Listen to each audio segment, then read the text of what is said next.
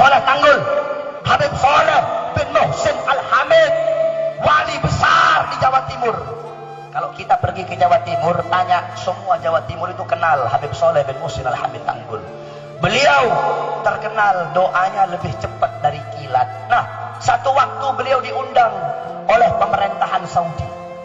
Ketika itu pemerintahan Saudi mengundang beliau.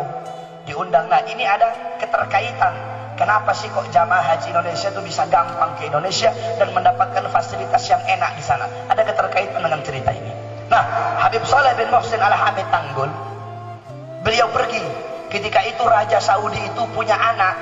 Anaknya Raja Saudi itu, mohon maaf, tidak punya kemaluan belakang, tidak punya dubur. Jadi kalau buang air besar, buang air kecil, jadi tidak punya kemaluan dia. Dari kecil cacat. Jadi kalau buang air kecil, buang air besar, dilubangin dari sini. Sakit cacat dari kecil dia. Nah, berobat ke dokter kemana-mana. Ketika itu teknologi nggak kayak sekarang. Ketika itu berobat kemana-mana tidak bisa sembuh. Datang diundang Habib Saleh atas wasilah Habib Alwi Al-Maliki.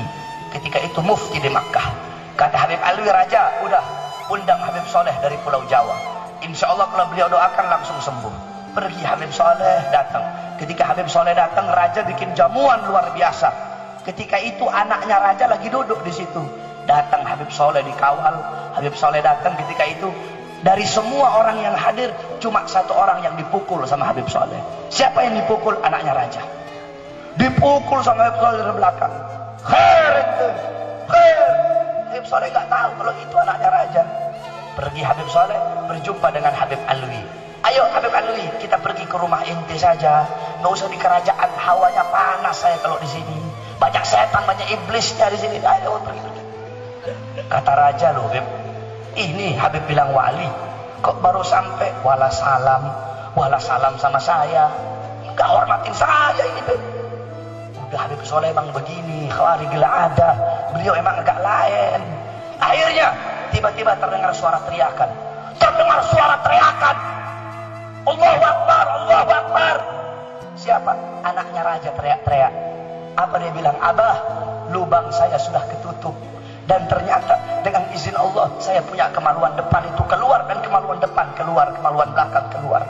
Kok bisa begini, aneh ini. Tadi ininya saya, pinggangnya saya lubang, ada lubang, buang air besar, buang air kecil di sini, tapi tiba-tiba ketutup, dan kemaluan belakang dubur saya dan kubul saya keluar. Tadi ada yang nepuk saya itu, Habib Saleh nepuk saya. Baru raja tahu akan keramat Habib Saleh.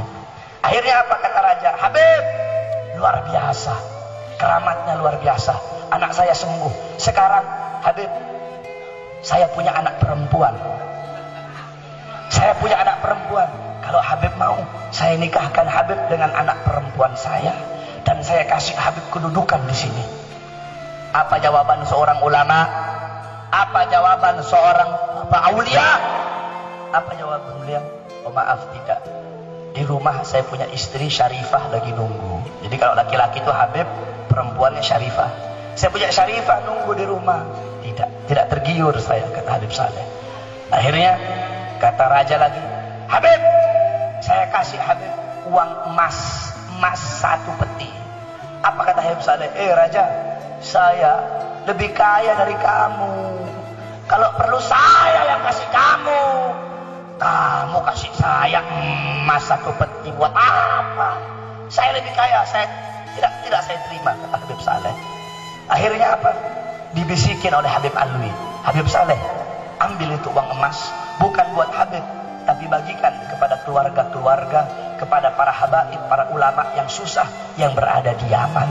Makanya di Yaman itu, di Hadramut, Habib Saleh Tanggul terkenal yang paling kaya di Indonesia. Padahal tidak, beliau orang miskin. Kenapa? Karena ketika itu emasnya raja itu dibawa ke Yaman, dibagi-bagikan ke orang Hadramut. Ada min Saleh Tanggul, ini dari Saleh Tanggul, ini dari Habib Saleh. Jadi orang-orang sana kira Habib Saleh orang paling kaya, bagi-bagi emas. Padahal tidak. Akhirnya apa? Kata Habib Saleh, cuma satu yang saya minta, kalau ada jamaah haji datang dari Indonesia, pengen melakukan kewajibannya, pengen menyempurnakan rukun Islamnya, tolong perlakukan mereka dengan baik, siapkan tempat untuk mereka, tempat yang nyaman, tempat yang bagus. Cuma itu yang yang saya minta.